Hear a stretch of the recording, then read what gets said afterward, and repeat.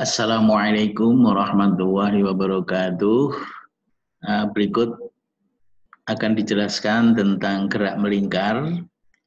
Pokok bahasan pada gerak melingkar ini ada beberapa sub pokok bahasan, antara lain adalah yang pertama pengertiannya dulu, kemudian yang kedua adalah besaran-besaran dalam gerak melingkar, kemudian yang ketiga adalah macam-macam gerak melingkar, kemudian yang keempat adalah susunan roda-roda silinder. Nah, kemudian pokok bahasan ini dilengkapi dengan soal latihan, tetapi soal latihan ini nanti akan disampaikan dalam presentasi lain, yaitu dalam PPT video ya. Tapi pada pertemuan kali ini menggunakan mind map ini menjelaskan tentang teorinya terlebih dahulu. Nah, kita akan masuk pada pengertian gerak melingkar. Pengertian dari gerak melingkar adalah gerak benda yang mempunyai lintasan lingkaran. Sebagaimana dibahas sebelumnya, kalau dinamakan gerak lurus, itu artinya gerak yang lintasannya garis lurus. Dinamakan gerak parabola karena bentuk lintasannya adalah parabola. Maka gerak melingkar itu adalah gerak benda yang lintasannya lingkaran. Nah, dari pengertian ini kita akan melihat ya, ini tadi definisinya sudah. Gerak melingkar adalah gerak dari suatu partikel dengan lintasan berupa lingkaran. Contohnya banyak. Kalau misalnya kita lihat bulan mengelilingi bumi kita, kemudian bumi kita mengelilingi matahari, yaitu bagian dari contoh gerak melingkar. Nah, persamaan gerak melingkar itu dapat dilihat pada persamaan vektor berikut ini. Kita tinjau di sini ada titik P, kemudian mengalami lintasan lingkaran pada bidang XY, pada waktu tertentu telah menempuh sudut sebesar omega kali T, di mana omega selanjutnya nanti dinamakan kecepatan sudut, sedangkan T adalah waktunya. Maka vektor posisi titik P ini sebagai fungsi waktu ketika dia mengalami lintasan lingkaran itu mulai persamaan IR cosinus omega T ditambah JR sinus omega T, persamaan 51. Di mana omega T adalah sudut yang sudah ditempuh, kemudian IJ ini masing-masing adalah unit vektor ke arah sumbu X dan ke arah sumbu Y. R adalah jari-jari lintasan yang dilalui. Nah, dari persamaan R ini atau posisi sebagai fungsi waktu itu kita bisa dapatkan persamaan turunannya. Yang pertama adalah kecepatan. Nah, jadi kalau kecepatan itu definisi secara umum kan diferensial posisi atau jarak sebagai fungsi waktu, kita akan diperoleh persamaan kecepatan. Kemudian nanti kalau sudah kita peroleh persamaan kecepatan sebagai fungsi waktu, yaitu dengan mendiferensialkan persamaan R sebagai fungsi waktu ini, itu akan didapat percepatan. Nah, kira-kira seperti itu dasar untuk mendapatkan persamaan-persamaan gerak pada gerak melingkar. Nah, besaran-besaran dalam gerak melingkar itu yang pertama adalah kecepatan, kemudian yang kedua adalah percepatan, kemudian yang ketiga adalah perioda, dan yang keempat adalah frekuensi. Nah, kecepatan pada gerak melingkar sendiri itu dibedakan menjadi dua. Yang pertama adalah kecepatan linier, kemudian yang kedua adalah kecepatan sudut. Apa itu kecepatan linier? Kecepatan linier adalah kecepatan pada tepi lintasan lingkaran. Sedangkan kecepatan sudut adalah perubahan kecepatan sudut tiap satuan waktu. Nah, kecepatan linier itu kecepatan yang arahnya ini selalu menyinggung atau berimpit dengan lintasan lingkaran. Nah, kemudian kalau kita gambarkan ini bentuk lintasannya seperti ini, tadi juga sudah digambarkan sebelumnya, ini kalau saya perbesar. Nah, ini kecepatan linier adalah pada tepi lintasan dia mengelilingi lintasan lingkaran ini.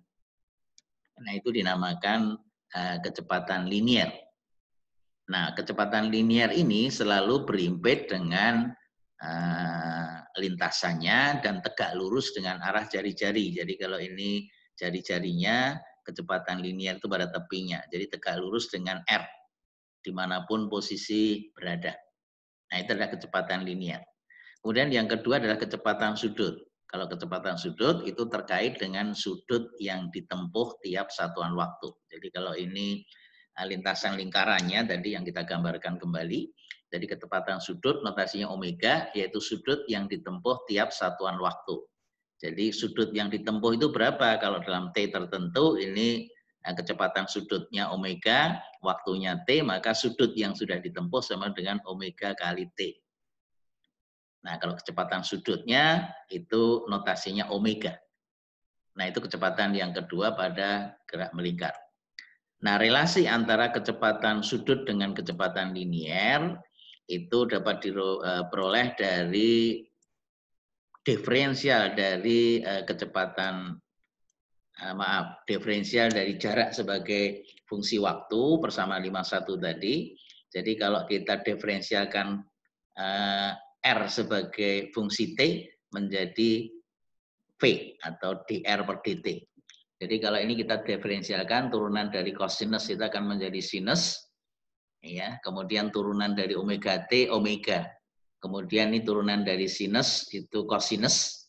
Kalau dari cosinus tadi main sinus, maaf ya, main sinus. Ini turunan dari sinus adalah cosinus, kemudian turunan omega t adalah omega. Nah, kemudian kalau ini kita diferensialkan, kita peroleh V secara vektor, maka besar vektor V kita gunakan persamaan vektor, itu akan diperoleh relasi persamaan 52, yaitu V sama dengan omega kali R, di mana omega ini adalah kecepatan sudut, kemudian V adalah kecepatan linier, R adalah jari-jari. Nah, persamaan 52 ini menggambarkan hubungan antara kecepatan linier dengan kecepatan sudut, yaitu bahwa kecepatan linier itu sama dengan kecepatan sudut dikalikan dengan jari-jari lintasan. Jari-jari lintasan bisa dalam satuan meter, bisa dalam sentimeter. Sedangkan kecepatan sudut omega bisa dinyatakan dalam radian per detik. Nah, itu adalah relasi antara kedua besaran tadi. Kemudian besaran yang kedua adalah percepatan. Percepatan dalam gerak melingkar itu ada 5. Yang pertama adalah percepatan sudut, yang kedua adalah percepatan linier, yang ketiga adalah percepatan radial, yang keempat adalah percepatan total, dan yang kelima adalah percepatan sentrifugal. Apa itu percepatan sudut? Percepatan sudut itu adalah perubahan kecepatan sudut tiap satuan waktu. Dituliskan alfa notasinya sama dengan d omega per dt. Jadi omega adalah kecepatan sudut, jadi kalau d omega per dt adalah diferensial kecepatan sudut terhadap waktu. Nah, itu namanya percepatan sudut alfa.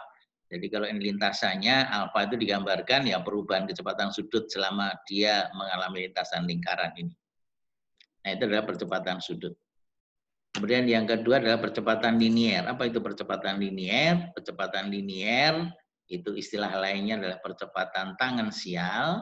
Notasinya adalah A indeks T, yaitu percepatan yang searah dengan vektor kecepatan atau berimped dengan lintasan. Jadi dituliskan A tangensial sama dengan dv per dt atau diferensial kecepatan linier terhadap waktu.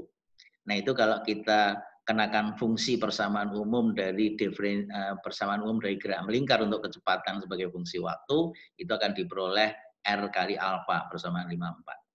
Jadi A tangensial itu sama dengan percepatan sudut dikalikan jari-jari lintasannya.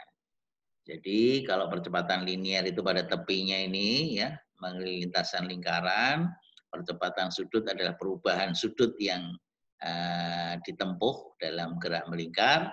Nah, kemudian relasinya ini asentripetal atau linier itu sama dengan R dikalikan alfa. Kemudian yang ketiga adalah percepatan radial. Apa itu percepatan radial? Nama lainnya adalah sentripetal, nama lainnya adalah normal. Jadi percepatan radial atau sentripetal atau normal adalah percepatan yang menuju ke pusat lingkaran. Nah, ini berfungsi untuk mengubah vektor kecepatan. Jadi kalau kita ngikat batu dengan tali, kemudian kita putar-putar sehingga batu tadi bisa berputar mengelilingi lintasan lingkaran, maka ada percepatan yang menuju ke tangan kita. Kalau kita lepas, berarti percepatan radialnya 0, hilang, maka batu tidak mungkin bisa menempuh lintasan lingkaran lagi, dia akan terlempar dari lintasan lingkaran. Nah, dari hasil penjabaran A radial itu sama dengan kuadrat kecepatan linear dibagi dengan jari-jari. Karena relasi V itu sama dengan omega kali R, maka bisa juga dituliskan bahwa percepatan radial itu sama dengan omega kuadrat kali R, persamaan 5. Jadi kalau digambarkan tadi, percepatan radial itu yang menuju ke pusat ini. Ya, jadi kalau yang pada tepi lintasannya namanya tangensial, kalau perubahan sudutnya namanya alfa, kalau yang menuju ke pusat lingkarannya dinamakan percepatan radial. Kemudian yang keempat adalah percepatan total. Nah, percepatan total itu adalah jumlah vektor antara percepatan radial dengan percepatan tangensial. Jadi tangensial itu kan pada tepi lintasannya, sedangkan radial itu menuju ke pusat bumi. Nah, sehingga kalau dua vektor percepatan ini kita gabungkan menjadi satu, namanya percepatan total.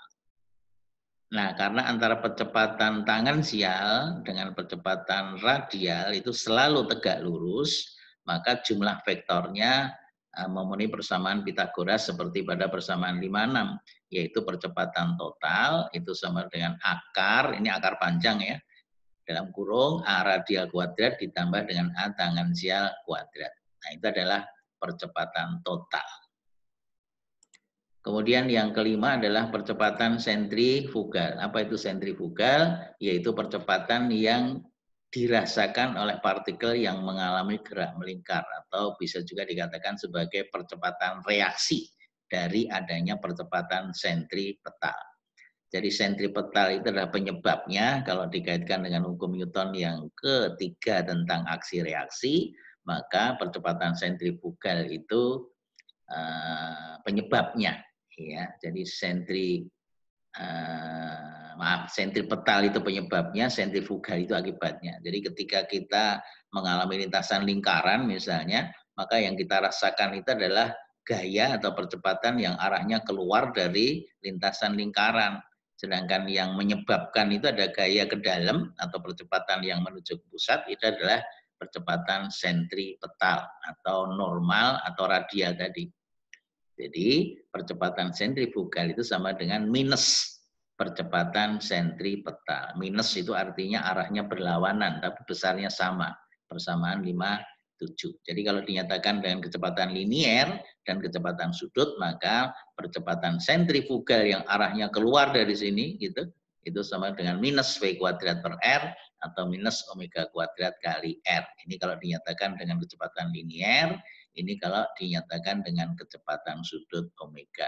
Dua-duanya negatif karena ini percepatan reaksi atau yang dirasakan.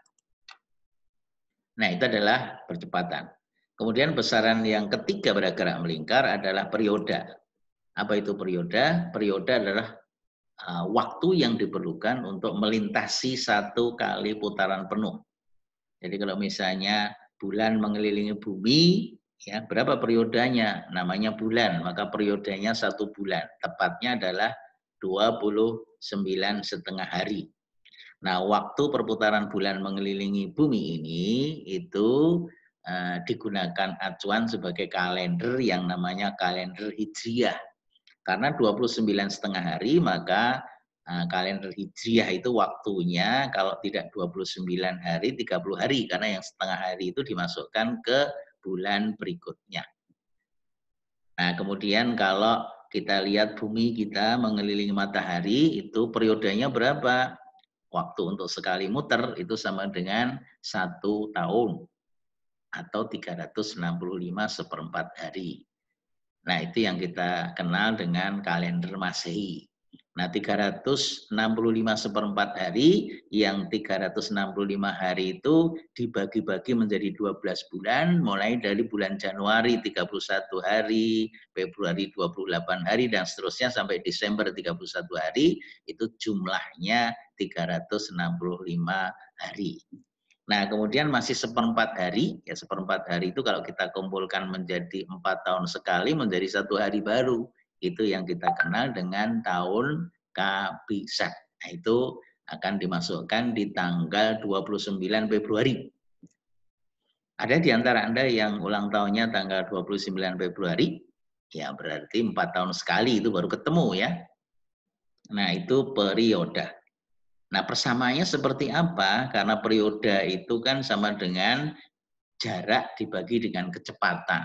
Jadi jarak itu sama dengan keliling lingkaran. Keliling lingkaran persamaannya adalah 2B kali R, di mana R adalah jari-jarinya. Nah, kalau melintas dengan kecepatan tertentu V, maka periode adalah jarak yang ditempuh keliling lingkaran 2πr dibagi dengan P. Nah, hubungan antara V kecepatan linear dengan kecepatan sudut omega kan V sama dengan omega kali R. Jadi kalau V ini di substitusi menjadi omega kali R, R-nya bisa diringkas, maka bentuknya menjadi 2B per omega saja, persamaan 58. Nah, ini adalah periode yang dinyatakan dengan kecepatan linear dan yang dinyatakan dengan kecepatan sudut. Kemudian frekuensi. Nah, frekuensi itu adalah besaran kebalikan dari perioda, yaitu jumlah putaran yang dilakukan oleh benda tiap satuan waktu. Nah, frekuensi merupakan besaran kebalikan dari perioda sehingga mempunyai satuan per satuan waktu atau seperdetik. Nah, seperdetik itu nanti selanjutnya dinamakan hertz atau disingkat Hz. Itu untuk menyatakan besaran frekuensi. Nah, besaran lain yang sering kita jumpai nanti di dalam gerak melingkar adalah RPM, singkatan dari revolution per menit atau jumlah putaran yang dialami oleh benda yang mengalami gerak melingkar per menitnya. Nah, itu disingkat dengan RPM. Ya, jadi kalau kita lihat di kendaraan kita, bisa di motor atau di mobil, itu ada RPM meter yang menyatakan jumlah putaran mesin per menit. Yaitu satuannya RPM. Nah, kemudian persamaan untuk frekuensi, karena kebalikan dari perioda, maka F itu sama dengan seperti T tadi sudah dijabarkan sama dengan keliling lingkaran dibagi dengan kecepatan. Nah, sehingga frekuensi dibalik menjadi kecepatan dibagi dengan keliling lingkaran, atau V sama dengan V per 2πr. Nah, kalau V-nya dinyatakan dengan kecepatan sudut, V sama dengan omega kali R, R-nya bisa diringkas, maka persamaan frekuensi menjadi omega per 2π. Ya, persamaan 59. Nah, itu adalah besaran-besaran yang terkait pada gerak melingkar. Kalau gerak lurus kita hanya mengenal percepatan dan kecepatan saja, tetapi kalau pada gerak melingkar ada 4, ada kecepatan, ada percepatan, ada periode, dan frekuensi. Kecepatan ada 2, ada kecepatan linear, ada kecepatan sudut. Percepatan ada 5 tadi. Percepatan sudut, percepatan tangensial, percepatan radial, percepatan total, dan percepatan sentrifugal. Nah, periode itu waktu untuk sekali berputar, dan frekuensi adalah jumlah putaran yang dilakukan per satuan waktu. Nah, itu adalah besaran-besaran dalam gerak melingkar. Nah, sedangkan macam-macam gerak melingkar itu pada dasarnya dibagi menjadi 3 bagian. Yang pertama dinamakan gerak melingkar beraturan. Yang kedua dinamakan gerak melingkar berubah beraturan. Dan yang ketiga adalah gerak melingkar sembarang. Nah, gerak melingkar beraturan itu yang kita singkat dengan singkatan GMB ya. Kalau gerak lurus beraturan singkatannya GLB, kalau gerak melingkar beraturan GMB, yaitu gerak melingkar yang kelajuan atau kecepatan sudutnya konstan. Nah, persamaan geraknya seperti apa? Cukup dianalogikan dengan persamaan gerak lurus beraturan yang selama ini sudah dibahas pada bagian kinematika.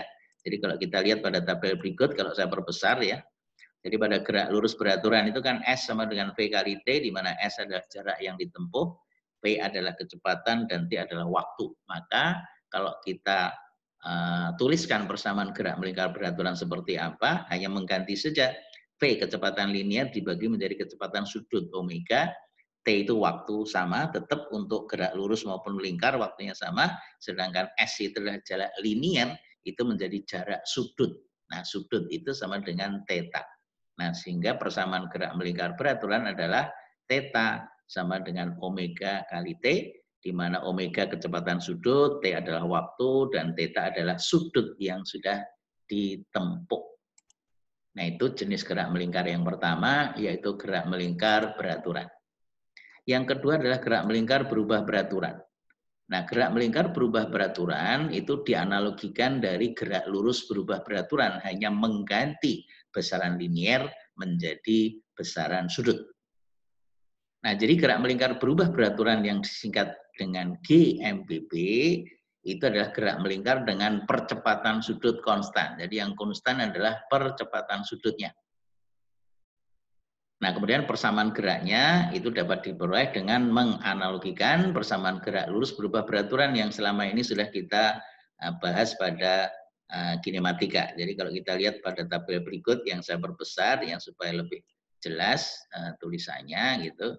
Nah ini, ada 5 persamaan yang 2 pertama adalah persamaan dasarnya A sama dengan dV per dt pada gerak lurus berubah beraturan, ini menjadi alfa sama dengan d omega per dt.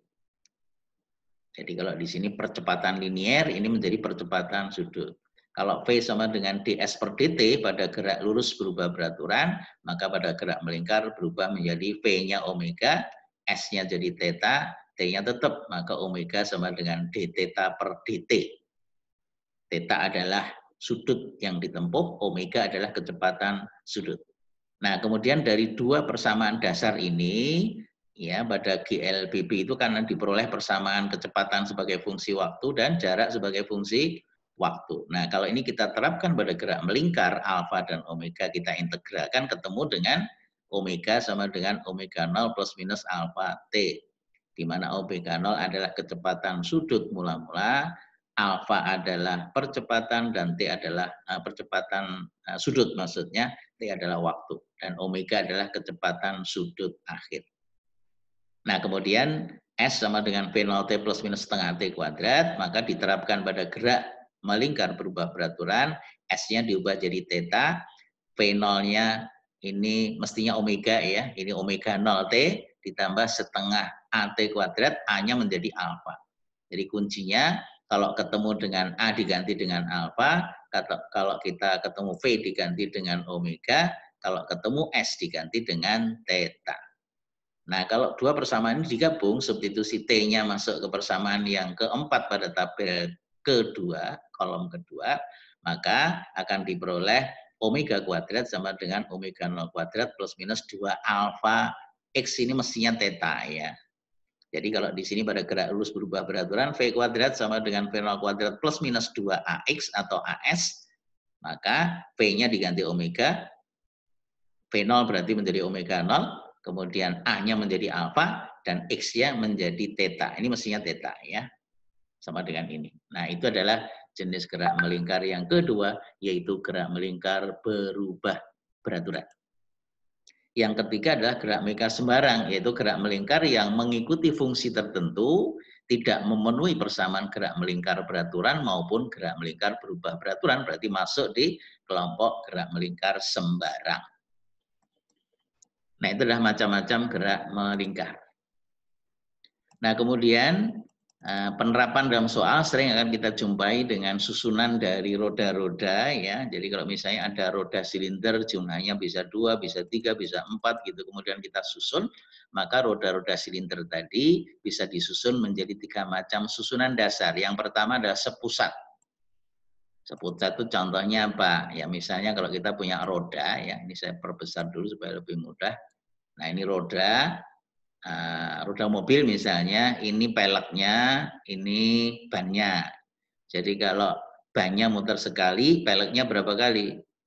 Ya pasti sama gitu karena gandeng ya. Jadi artinya kecepatan sudutnya sama besar. Omega untuk jari-jari R2 ini sama dengan omega untuk jari-jari yang kecil yang di dalam. Ya, sedangkan untuk jari-jari yang berbeda, kecepatan liniernya beda. Makin ke tepi, makin jauh dari pusat, ya kecepatan liniernya makin besar. Jadi R2 kalau lebih besar R1, nih R2 kan di luar nih lebih besar.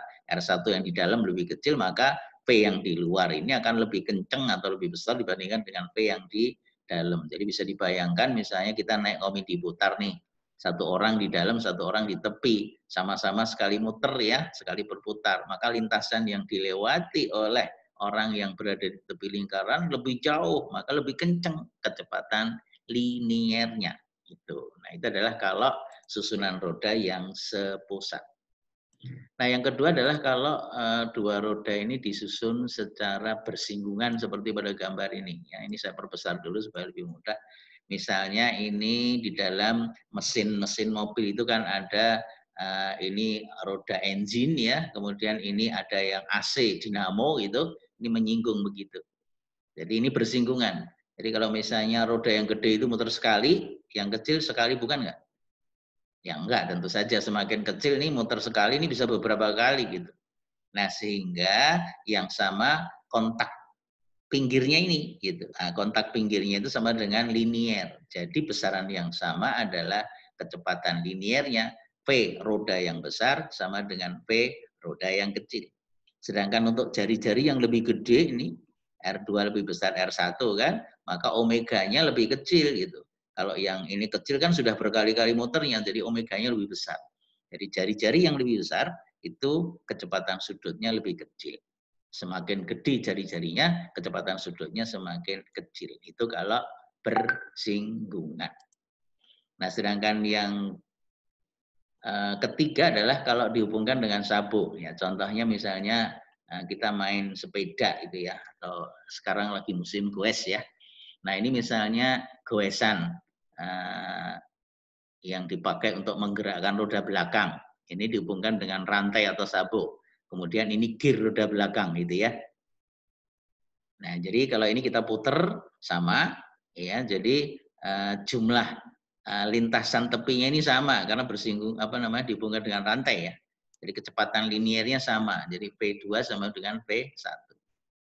Nah, untuk R yang gede gitu kecepatan sudutnya juga lebih kecil sama dengan tadi bersinggungan. Jadi bersinggungan itu sifatnya sama persis dengan kalau dihubungkan dengan rantai atau sabuk. Semakin besar jari-jarinya, berarti kecepatan sudutnya akan semakin kecil. Nah, itu adalah susunan roda-roda silinder yang ketiga. Jadi sekali lagi, susunan roda-roda silinder bisa disusun menjadi tiga. Yang pertama sepusat, itu kecepatan sudutnya yang sama, yang kedua bersinggungan dan terhubung dengan sabuk, itu sama, yaitu kecepatan linier yang sama. Nah, itu besaran yang kita ingat adalah besaran yang sama untuk susunan roda-roda. Nah, kemudian pada bagian akhir dari pokok bahasan ini, yaitu gerak melingkar, ada latihan soal. Tapi latihan soalnya akan kita bahas dalam media lain ya. Ini ada beberapa soal-soal gitu. Nah, nanti akan disajikan dalam bentuk PPT dan disajikan dalam file lain yang insya Allah diberikan dalam kesempatan berikutnya. Baik, saya kira terima kasih. Ini penjelasan tentang gerak melingkar. Mudah-mudahan apa yang kita bahas bisa dipahami. Terima kasih atas perhatiannya. Sampai di sini dulu. Assalamualaikum warahmatullahi wabarakatuh.